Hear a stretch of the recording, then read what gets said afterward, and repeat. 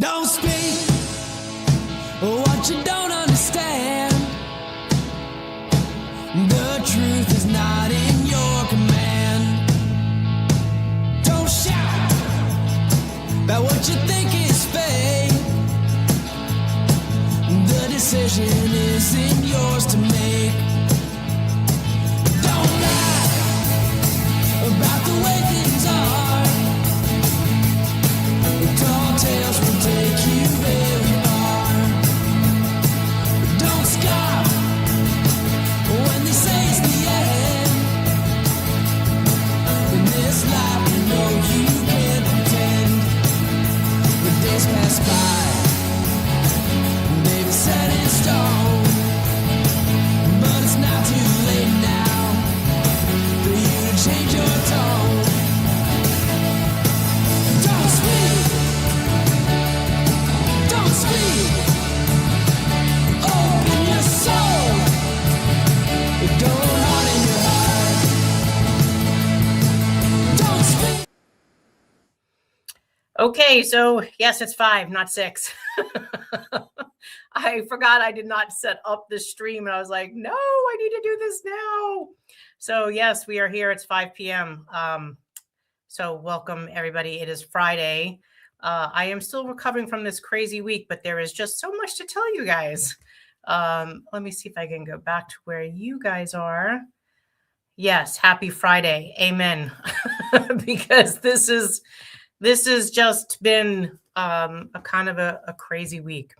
So you saw me on New York One on Wednesday. I had held a paraprofessional meeting with a group of paraprofessionals on Tuesday afternoon at 2:30, and I said, "Oh, don't worry, I'll just leave that meeting at 3:30 and drop off the dog and head to the airport, and I'll should be in the city by like 9:30. It would have been perfect timing. Just go right to the hotel, crash, and I had a whole bunch of meetings scheduled for Wednesday starting in the morning, so I had to be there.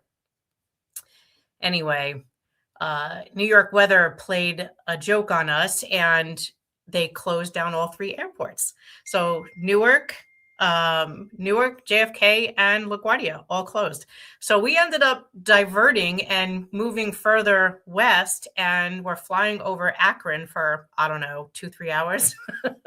If you've never been to Akron, Ohio at night, it's really not much to see. So we're flying over Akron, Ohio. It was well after midnight, and the pilot says we're running out of gas and we need to land. So we land in Philadelphia. Get into Philadelphia. There's no one at the airport, and the airport's closed. So no Delta people, no airline people, no anybody people. 4 planes landed in Philadelphia, unexpected, unannounced, I guess, and no one knew what to do with us. So we all walked outside. Hundreds of us walked outside trying to get a cab. Cab said they don't leave Philly. They don't go to New York. And then we asked Ubers, and Ubers, once they realized we were going to New York, they either canceled our trip, or if they didn't realize till we got in the car, they asked us to get out of their car. So there's hundreds of us standing on the curb in Philadelphia, and it's like 1:30 in the morning, and no one would take us to New York. So we all took a cab to Amtrak and took an Amtrak. There was a 3:15 train that would take us to Moynihan. So we all started going into Moynihan. I had booked my ticket online while I was in the cab. I was like, I am going to New York one way or another. And we're literally 2 hours away, just so you know. And so we're on the Amtrak, and I just kind of nodded off for a couple of minutes because I still hadn't slept since the day before. And I was just about to rest when someone screamed, "Penn Station!" I jumped up. I was like, oh my God, because my cousin had said to me, don't miss your stop. Don't end up in Boston. So I was like, Penn Station. Oh my God. I almost fell asleep. I jump up, I grab my bag, I run out, and I'm walking by, and I see signs that say Newark Penn Station. I'm like, I didn't know they called Penn Station Newark. Where the hell am I? So I was like, this doesn't look like New York. I walk, schlepping my suitcase down the lane, down the stairs. I get on the street, and I'm like, this does not look like New York. I am not in Kansas. Where the hell am I? So I pull up my Google Maps and it shows me on the Passaic River. And I'm like, I'm in New Jersey. So I run back up the stairs with my suitcase. I go up to the conductor and they're standing near the train. I'm like, where am I? What state am I in? Now, I've like lost all my marbles at this point. So the guy says, you're in New Jersey? The sign says Newark Penn Station. I'm like, who the hell calls Penn Station Newark? And he says, oh, don't worry. You're not alone. Everyone makes this mistake. Okay, no problem. He says, get on the train. Got back on the train. Half hour later, we end up in Moynihan. It's 5:15 at this point. I get my transportation and I head down to the hotel and I get there at 6, knowing that I don't have long to close my eyes because my first meetings started about 8 o'clock. So it was a long day. So when you saw me on New York One, you had no idea that I had no sleep, no coffee. I couldn't eat because I was nauseous. I was so exhausted and I was afraid to fall asleep. But yes, that interview was like only operating maybe on 2 cylinders, not all 4. But yes, it was a very amazing experience. I want to thank Janice Weiss again for helping our comms team coordinate that. And it was a really great interview. And I know all of you guys are sending me messages and you really did appreciate it. And our message was heard, but we're still not being spoken to yet. So that's been my day. So now you can understand why I'm still kind of exhausted and not wearing my glasses because I have no idea where I put them. This is probably like my 3rd pair that I've lost. And yes, I said 6 p.m. and it's really 5 p.m. and it is 5 p.m. But it was just a typo in setting up the link. So, but many of you are here. I'm still seeing hundreds of you here. So that is my story for the week. And now you know. And now you know why I basically lost my mind. But I do have a couple things to tell you. So first, we are doing what we usually do is where we start interviewing candidates for the next election for November, right? And so it's coming up on that season again where candidates are contacting us saying that they're running and they want our support. So we're going to start reaching out to them again and answering their requests to meet, and from any office that wants us, no matter what side of the aisle they're on, we will talk with everyone because that's what we believe we need to do, is hear everybody's side. And this is what we're asking the mayor to do, right? Is speak with us, even though he may not agree with us, or maybe he may not like what we have to say. Maybe he doesn't really want to know the story, but we believe we need to speak with everyone. And that is what we believe good leadership does. They'll listen. They may not agree with you, but the politicians should be listening to all sides, not just the sides that they want to listen to. So that's what we're hoping will eventually happen. And also we are getting those calls right now. So I do want you to know that we're starting to speak with candidates for office, including governor, right now, and where we will hopefully bring them to you. If they can agree to support our issue, what those issues that we discussed, remember our political website is NYC, retiredlaborstrong.nyc. So if they're agreeing to our issue and they want to meet you, we will invite them to our Friday Lives, and then you will start to meet them. So I want you to know that. Next, everyone, grab your calendars and your pens because we have another date for you. So we have a lot of things that are going on that we're kind of juggling, and we want you to be a part of some of these things that we're planning. So get your pens and pencils and your electronic calendars or whatever you have. Put on your calendar Wednesday, August 5th at 10 a.m. Manhattan. And that's all I can tell you. Yes, I know I've done this before, like probably 6 times. I think I have PTSD from this where they kept canceling it. And I just said, the hell with it. I'm taking off until you actually confirm it. And so it's been confirmed. Wednesday, August 5th, 10 a.m. We know the weather is supposed to be inclement, and we're really kind of worried about that. So what we did do is we're working on planning an indoor event for you, or at least somewhat protected event. So I will let you know Monday what that will look like, where it will be, but just know we are planning within the vicinity, like where we usually are, somewhere between like City Hall area. I keep trying to find a place. I think we found a place, but I'm not quite sure, but I will know probably more on Monday. I'm waiting for a couple calls back and hopefully something pans out. So Monday you will hear from me about the location, but for right now, please reserve Wednesday, August 5th at 10 a.m. Also, several of you have asked us questions about the subsidy for Medicare Part D. So many of the subsidies that you read about have to do with LIS, low income subsidies. Until we get a full firm confirmation from Emblem Health that they're not going to raise the premium, I'm going to expect the premium to raise like it does every year. So we will, of course, hold on one second. We will, of course, update you as soon as we can on that. We're back and forth with them today, waiting for an answer, and that hasn't come in. So that's all I could say to you right now is that usually the subsidies are for low income. And if there is those, what happens with those people is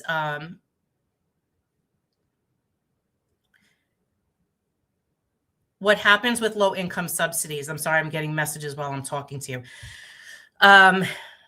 What happens with low income subsidy is that they will pay, hold on one second.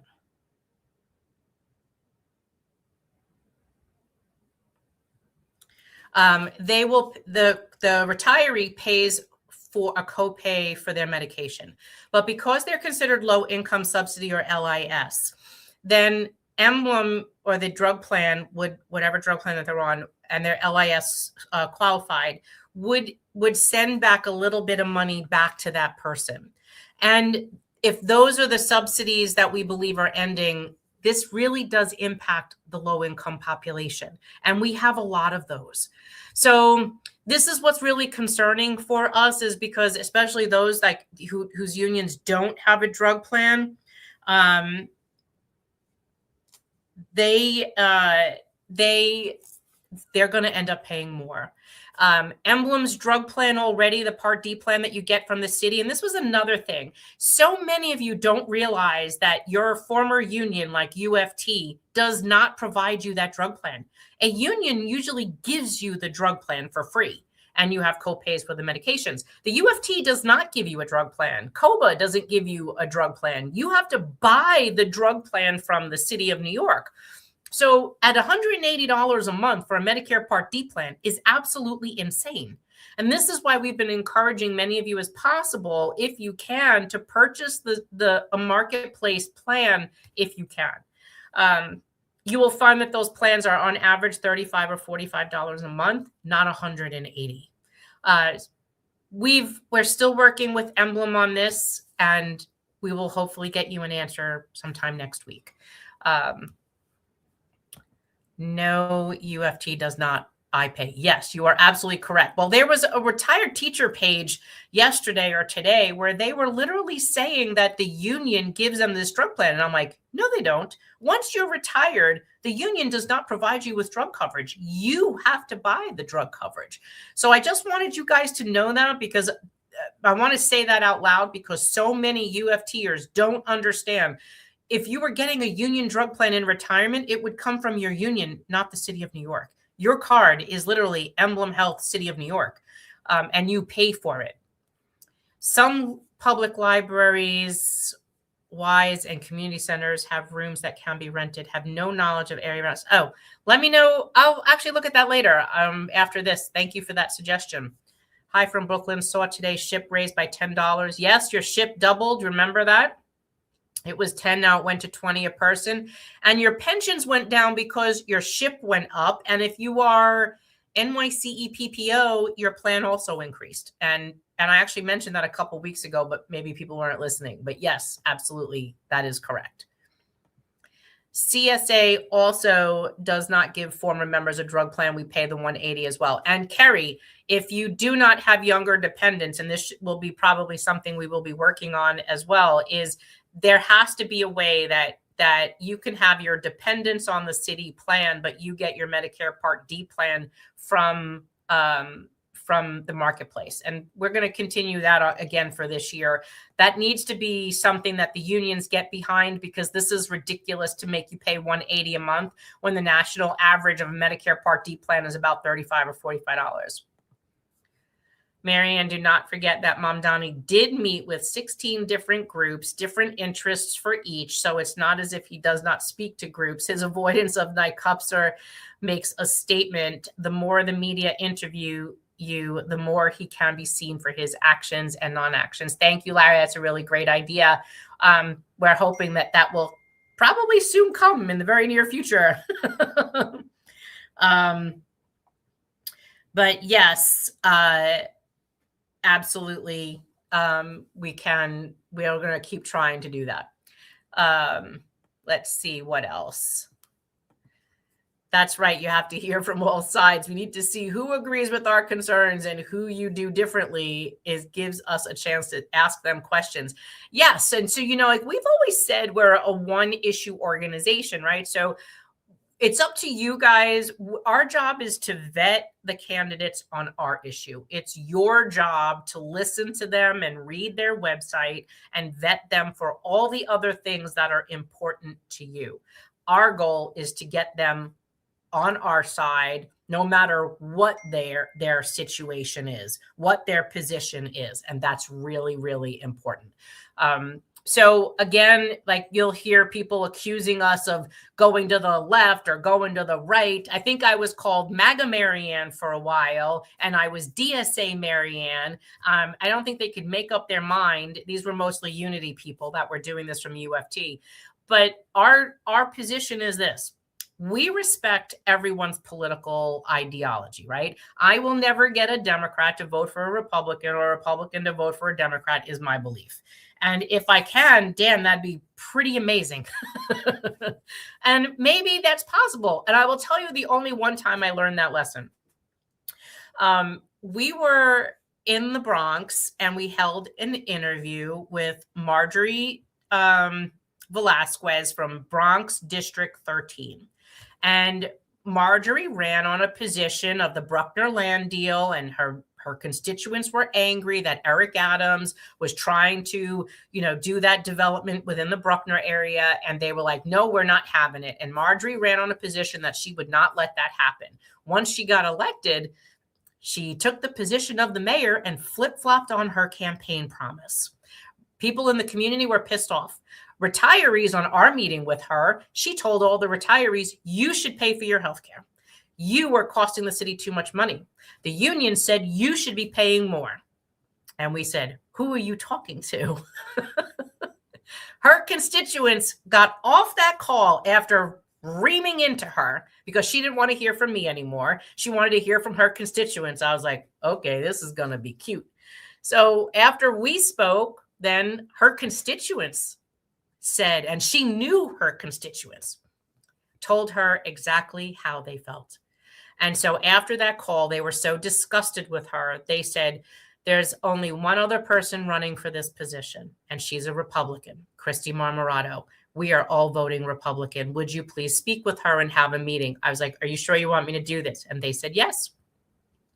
So we held another meeting with Christy Marmorato, and Christy said, my brother is fire. My father is a retired fire. I worked in healthcare. I cannot understand why this is not common sense to people. Doing this to you would be bad. I support what you're doing. So we held a meeting with the retirees in her district, all of her. Now that is the Bronx District 13 is as blue as probably they get. And they all voted Republican for Christy. Christy had their back. And she did. If you remember, Christy marched with us from City Hall to DC 37 when DC 37 was holding that meeting against our legislation and invited the city council. Christy saw us in the lobby of the building and said, come on, let's go upstairs. And they said, no, they're not allowed to go up. Only you, security said. And she said, well, if they're not going up, I'm not going up either. And Christy held Occupy DC 37 with us in the lobby of DC 37's building that day. So I happened to see Christy today. I was really excited to see her. And it was a happy opportunity. I was really kind of surprised, but I'm glad that it happened. And it shows you that you would have unlikely allies in places that you're not going to expect. So that's why we said keep an open mind on elections, and we'll speak to anyone and everyone. And then it's up to you to vet them for exactly what it is that is more important to you. I can just tell you how they feel about our issue. I don't know. Each of you have different priorities, and that's your job to listen to the others about what's important to you there. So, that'll be really important. Let's see. COBA does give a drug plan, but it really sucks. I pay over $200 for some monthly. So Carol, I thought maybe it's correction captains that doesn't, but I thought COBA didn't either.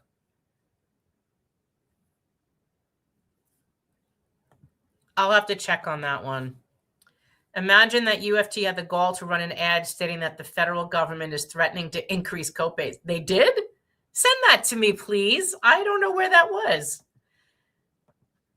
Hi, Marianne. Sorry, I'm not. Elaine, you just take care of yourself. Don't worry. I will always be able to hear you somewhere. Many complaints on our Facebook page, both about Prime, pre-Medicare drug plan, and the Medicare Part D drug plan. Prime does not provide good service, and the formulary is very limited. And I want you to understand something. The Municipal Labor Committee leadership, and you know who they are, negotiate that. That's why my suggestion to you is to look outside the city drug plan if you're able to, and look at a marketplace plan. You could put your meds in, your dosages in, and it'll tell you the premium cost for every month, and it'll also tell you the cost of the drug for the year. So you might want to start looking at that, because that'll open up in October. Mamdani won't meet with us unless Mogu and Garrido give him their okay to meet with us, and I don't see Garrido or Mogu ever giving the mayor the okay to meet with us. That's all right. They may have to eventually. Mayor Mamdani states he needs all agencies to make a 2.5% savings on top of the misuse of our city safety nets. Seems municipal retirees should not be seen as a part of any agency. So let's talk about that for a moment. The city said, mayor told the agencies that they have to cut 2.5% additional because he still has this looming budget and a cash flow crisis. You have us talking about the Retiree Health Benefit Trust, where the mayor took $3.7 billion out of the Retiree Health Benefit Trust, meaning he didn't put that money in, which was supposed to go in, and he's reallocated it to the budget and said he'd pay it back in December. Now, he put an IOU into the RHBT. So when you look at the actuary report coming out, it's not going to show a deficit of $3.7 billion. They're counting the mayor's IOU in there. IOUs don't earn interest. This is literally a paper transaction, and it's fake. But he thinks it's okay that he could do this. One of the positive things that did come out of his Coj office was that they were looking to put a referendum on the ballot in November that will fund the rainy day funds. Those are your slush funds, the city has, that will fund them at like 12%, I think, a year. But it's lumping the Retiree Health Benefit Trust, which is not supposed to be a slush fund or rainy day fund. It is supposed to be, by law, created to pay health care only. And the city and the MLC got in trouble with this before with the Health Insurance Stabilization Fund, using that as a slush fund. And of course, Henry Garrido was on the Coj team. So he, of course, would want more access to slush funds, because it gives them more money to get their hands on that they could use how they want to, which is why we keep saying, no, the city should not do this. That money should be earmarked specifically for that. But we know what they'll do. He's going to this referendum will have them put the Retiree Health Benefit Trust under the purview of those other rainy day funds and saying, but look, we're funding them. We're meeting our goal collectively at 12%. But that's not what it is. And again, using the $3.7 billion for this calendar year's budget right now to offset his negative cash flow, especially when he went to go pay the nonprofits and whatever, he'll say, well, whatever the cost is of healthcare this year, I'll just take out or not put back in to the Retiree Health Benefit Trust. Those are safety nets that were meant for us. And if that was still there and protected, then of course, none of this would be happening. But if he doesn't have a cash flow today, what's to say he won't have a cash flow in December or in April or in June of next year? We don't know that, which is why we don't want him to touch the rainy day fund we don't want him to touch the Retiree Health Benefit Trust. And we want rules to be put in place, right? Every comptroller, even the state comptroller, has said that the Retiree Health Benefit Trust and the city rainy day funds should all have controls. There should be rules on how much money could be taken out, how much money can be put in, like deposits, and when they're due back when you borrow against it, like he's wanting to do now. No one's talking about that. And so we want to have that conversation because we know that this is going to be a referendum come November. And we want to make sure that the public knows. And trust me, you guys are going to be pretty busy educating the public into what they're trying to do because people aren't going to understand. Our New York City retirees put together a very informative mayoral forum. Thanks for keeping us informed. You're welcome. I can't tell you we'll do that again this year. Maybe we can do a governor forum. That might actually be pretty exciting and ask them about positions on how they'd stand. We could invite them on that and see how that would go. I'll let you know what the board says about that. By the way, renowned healthcare journalist Diane Archer addressed the UFT Part D drug plan to be a wildly inflated, and that was before Mulgrew raised the rates recently. She was comparing it to the national average, which is about $40 a month. That's exactly what I just said. Hey, Larry, send me that article if it's somewhere. I would love to see it, and we'll start pushing that for this year. The 2.5% is for fiscal 28 and 29. Yes, I think he's worried about those out years, but I don't see that happening. And on top of everything else, I've read how the Trump administration is ending the insurance subsidy program that's aimed to keep premiums for seniors. Yes, and I talked about that right after I got on. And we'll be talking about that again next week because I follow up with Emblem next week. Oops. Sorry, claiming that benefits is corporate insurance. Yes, I saw that as well. He was claiming that the subsidy benefits the insurance companies. And unless they reduce the cost of drugs, that's not going to happen. One of the problems with the Inflation Reduction Act, which gave you that $2,100 out-of-pocket maximum, they raised the premiums to cover the difference. So it was, they got you anyway. I'm done with how some can't tolerate criticizing or pressuring Mayor Mamdani with our serious concerns. I guess they think the pain and affordability crisis of others matter more than ours.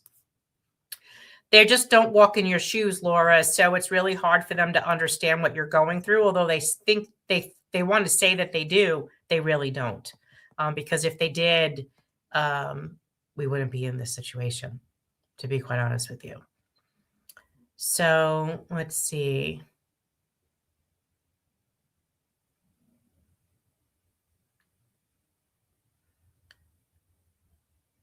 Nope, I'm not seeing any other comments. Let me take a quick peek over on Instagram.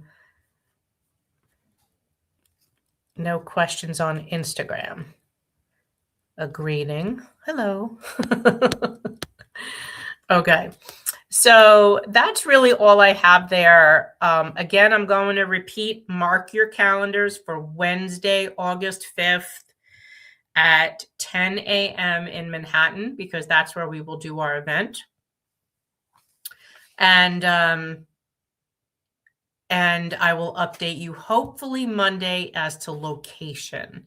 But I'm trying to keep this within the City Hall location since everyone knows how to get there.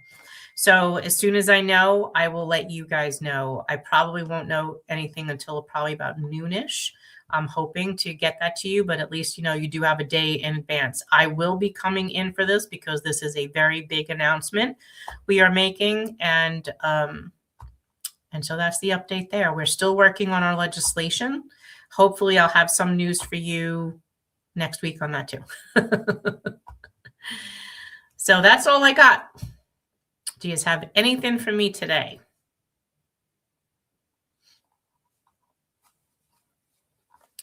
Nothing. Am I missing anything? No.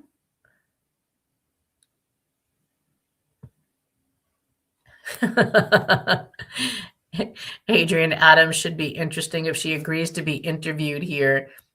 Camille, I wouldn't hold my breath there.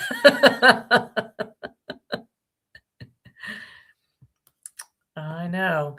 Bottom line, and too much to report in chat, is that it costs some Part D and some drugs themselves are likely to go up. I agree with you. And that's what I said in that other post that I made, that it wasn't necessarily going to impact everyone the way that they thought it would. But we know that Emblem keeps raising that rate. Every year they raise that rate. And I think that's going to happen again.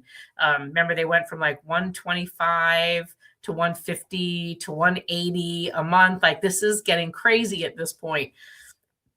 And Larry was right. The national average is about $40. So this doesn't make any sense. You should not be paying $180. So, yep.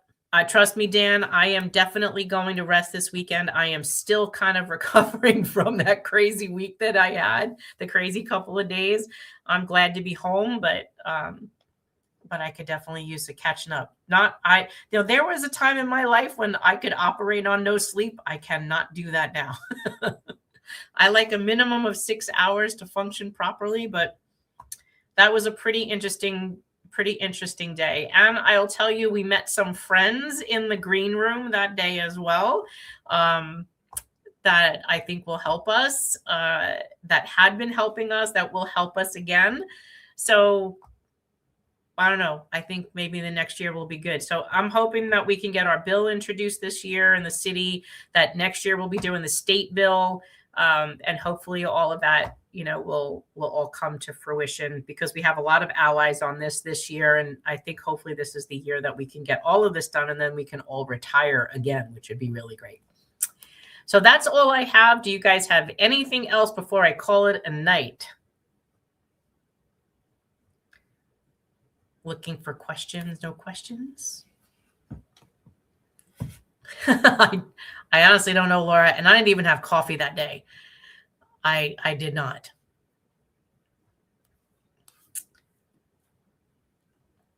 Yes, I will, Annie. Thank you guys, and you guys too. So kudos to all of you who have been following all of this and sharing those memos. Paraprofessionals, I will be sending you an email today. So paraprofessionals, the teachers' retirement system does not have a public way of communicating with them. You cannot call the board. You cannot email the board. They're telling you that if you want to speak to the board of trustees, you should write a letter to legal. That is BS, because you could write any pension systems board of trustees except for TRS. We're making that an issue as well. So the paraprofessionals that met with me last week, we told you I would get in touch with you. I am hoping that today I will send you out this email of your next steps. For your next steps, for those of you who are on line of duty disability and they reduced your pension by 60%, your guidance from us was to file the appeal on the clawback, that you do not want them to claw back your pension, and tell them your hardship. I will be sending that email out today. New paraprofessionals, please reach out to us and let us know that you wanted this information, because we're only emailing it out to the people that we met with on Tuesday. Hopefully you will share it amongst yourselves. I told you I would put you all in touch with each other. And Marie and Migda and Arthur are your contact points, and they will be on this email as well. So anything with that, please please, just stay in touch and trust me when I tell you, file that appeal first. Let them know why you do not want them to claw back that alleged overpayment, which they're saying that you owe them $20,000, $30,000, even if it's 10% a month that they're clawing back from you. They just reduced your pension 50%. So that's going to be your first start. I'll be sending you in the email everything else, and then that'll show you what to do. Remember, I cannot give you a way to communicate to the board because they refuse to give us one. All I can do is help you contact each of the people on the board. And remember, 3 of those people are UFT members. You guys told us that the TR, when you called the UFT told you guys that there was nothing they could do. That is wrong. The TRS can pass a resolution not to claw back that alleged overpayment. They should be having their lawyers analyze the law that was passed in 2002 under Randy Weingarten. And why are they misunderstanding it? Why are they misinterpreting it? Why are they reinterpreting it? Those should all be questions. Here's the other kick. The amendment made in 2002, let me see if I actually have that up on my computer. And I do. Okay, so let me see if I share this screen with you, because this is really important that you guys see what I'm seeing when we analyze the legislation. Window, that's the one I want. Let me come back here. Okay, so I don't know if I could make that any bigger. Let me see if I can make that bigger so you could see it. You could see it better. Okay. This is the paragraph that I do want you to see. Okay. It says justification. At present, Tier 4 basically pays an accident disability allowance of 1/3 of final average salary in addition to any benefits payable under workers' compensation. Thus, for most public employees hurt on the job, the Tier 4 benefit and workers' compensation provide about 2/3 of final average salary. However, since New York City teachers are not covered by workers' compensation law, they must live at 1/3 final average salary, often bringing them below the poverty level. Well, if a teacher on a teacher's salary at a 1/3 disability retirement is at the poverty level, what the hell do you think a paraprofessional is going to be at on a 1/3 of their pension? This is what blows my mind, that no one's looking at this bill. And this is the jacket, by the way. It says this bill changes the accidental disability payments to teachers included in the performance, injured in the performance of duty to 2/3 final average salary with no additional benefits to be paid by workers' compensation enactment. This legislation will correct a serious inequity in the present system of compensating teachers in the line of duty. So in this legislation, they're acknowledging that a 1/3 disability retirement would put teachers at the poverty level. This is what blows my mind, that no one is thinking about this and reading the bill jacket and what was the intent. Because the intent was not to pay a teacher 1/3, and it sure as hell wasn't to pay a paraprofessional 1/3. Now, I believe the language or the interpretation is defective, and I believe it's both. What we're deciding to do is fight this first administratively, because we're not seeing another way right now at this moment to do this legally. But the union can get behind each and every paraprofessional that this is impacting, and encouraging the Board of Trustees to pass a resolution not to claw it back. And the union should be asking the board why they reinterpreted this law at this time, especially knowing that justification language. I want you guys, and I will post that language on the bill and send that to your city council people, send that to your Board of Trustees, send that to everywhere you can, the state elected, because I believe this will have to be fixed at the state level, and the union should be doing this behind you. This is not the first time this has happened. This has also happened in other pensions, like it even happened in mine in 2006. The union helped us fix it the UFT should help you guys fix this. Why is the language defective? Because in other pensions where there is like a 2/3 final average salary for line of duty disability retirement, there is a 100%, meaning dollar for dollar, workers' compensation offset if you are collecting workers' compensation. Why does the language read like that? Because not everyone will qualify for workers' compensation, and workers' compensation does not last a lifetime. So it ends. And I believe after the 2007 law, it does end after 10 years. There needs to be a correction on this. And the language is being interpreted incorrectly. So the best way to do it, fix retirement and Social Security law known as RSSL, Section 605. And they can do that with a change, an amendment, which will probably need a home rule in the city council. So start bugging your city council people. And this will have to be a state law change. But we're going to encourage you guys to contact your union and tell the UFT that they need to help you with this legal change in the law. That justification reads prime what this was supposed to do, not supposed to diminish it for everybody. So there you go. That's the explainer for the paras. I will be sending you out that email today explaining to you what your next steps are. And again, since the TRS is kind of in hiding and there's no way to get their emails, you're going to have to contact the board people individually and then send them a written letter demanding to be heard. So we'll help you with all of that. But again, your point persons would be Marie, Migda, and Arthur. Thanks again, Marianne. Was MIA, total knee replacement. Well, you better keep that knee moving. Otherwise, it's going to freeze up on you, woman. Thank you for your incredible activism and giving us valuable facts all the time. Rest up and take care of your needs. I love you too, Laura. Local 237 really killed us. I hear you, Lainey. All right, guys, let me take a quick check over on Instagram before I leave.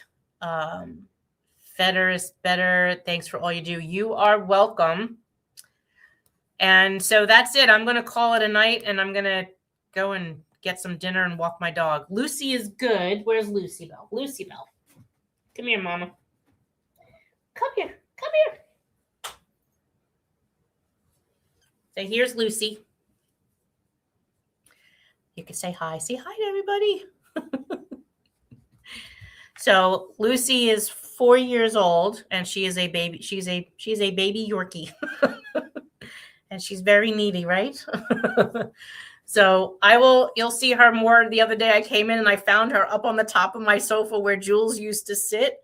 It was kind of freaked me out a little bit, but there she was sitting at the top of the sofa. And she's like this tiny little, like 11-pound dog. She's this tiny little thing. So I will keep you posted on that. Paras, you will be getting an email from me. Hopefully tonight. I will make sure I try to do that before I go to sleep. And that's it. You guys have a great weekend. Make sure you give your thanks to the moderators for answering and fielding all of your questions and helping you out with those issues. You will hear from us next week about Wednesday, August 5th at 10 a.m. It will be our huge announcement to make to all of you. Hopefully somewhere within the City Hall area. I will update you hopefully on Monday on that, but please just reserve that date.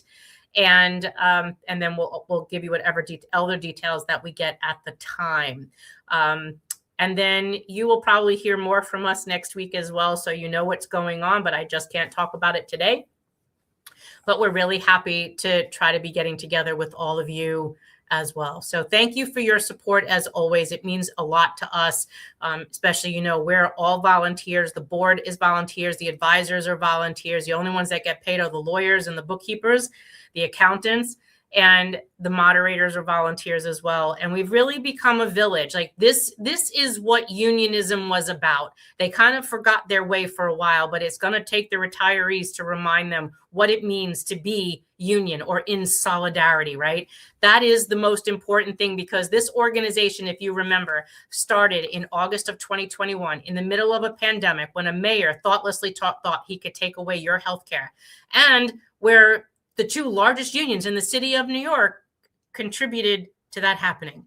So frustrating to me that at that time, that when we learned it was the unions that did this to us, that the other unions didn't fight back, and they kept telling us they didn't have the power, the MLC, the voting structure, the weighted vote, blah, blah, blah. But you know what? We kept fighting, and we fought like hell, and we never stopped fighting, and we never stopped exposing all the bad things that they were doing.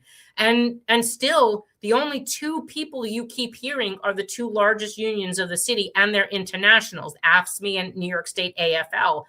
And that's got to change. The DC 37 and the UFT must come to terms that their job is to protect retirees. Why? Because then we would be one big, powerful family rather than being pit against each other, which we should never have been put in that situation to begin with.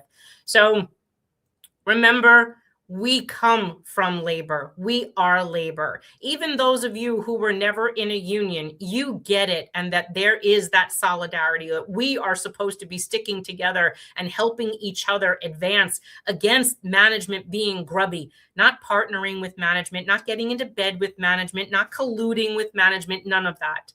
And to the unions that support us, we are eternally grateful for everything that they've done. We respect the fact that they feel that they have to be behind the scenes on this. But you know what?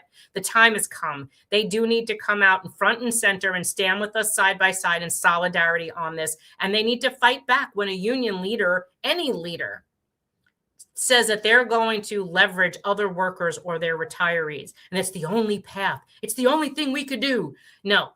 They need to fight back for what's right. And that's what makes you a true unionist.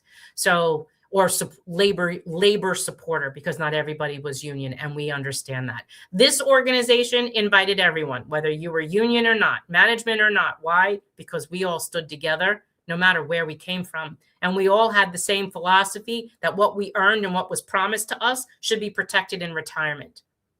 And it was sacrilege that they betrayed us that way. So I want to thank all of you for having the faith in us and starting this group. Literally August 13th, 2021. Okay. We're almost up on our next anniversary. So you guys hang in there. Have a really great weekend. Make sure on our Facebook page on Monday or today, wherever you're at, make sure you thank the moderators for everything that they do. Understand that after we had our meeting a couple weeks ago, we all needed a break. And that's why we took off a few weeks, because we were tired. So I'm glad you're patient with us and that you appreciate the work that we did. I'm glad that you enjoyed that New York One interview. It was very exciting for me to do. I want to thank Janice Weiss again for coordinating with our team and helping us get that accomplished. And hopefully there'll be more to come in the future. Have a great weekend, everyone. And I will see you sometime on Monday with more news that'll probably make you pretty excited. So ciao. Have a great weekend, and I'll see you then. Don't speak what you don't understand. The truth is not in your command. Don't shout about what you think is fake. The decision isn't yours to make. Don't lie about the way things are. Tall tales will take you very far. Don't scoff when they say it's the end. In this life you know you can't pretend. The days pass by, they've set in stone. But it's not too late now for you to change your tone.